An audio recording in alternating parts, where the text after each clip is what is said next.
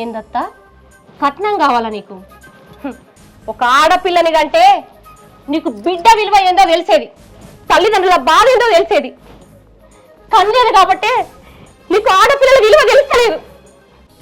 కట్నం కట్నం కట్నం అని ఆడపిల్లల్ని ఎందుకు ఇట్లా వేధిస్తారు? అసలు నువ్వు ఒక ఆడదాని అన్న విషయం మర్చిపోయినవా? ఒక ఆడపిల్లని పెంచాలంటే తల్లిదండ్రులు ఎన్ని ఆశలు పెట్టుకుంటారో తెలుసా?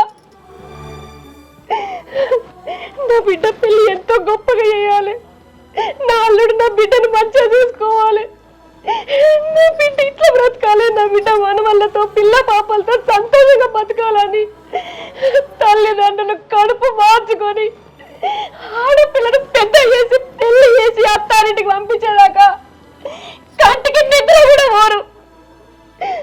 అప్పుడు కూడా బాధే. అత్తగారింటికి పోయినాక అత్తే బాధలు పెడతాడో, మామే బాధలు పెడతాడో, మొగుడే బాధలు పెడతాడో అని అనుక్షణం భయపడుతూనే ఉంటారు.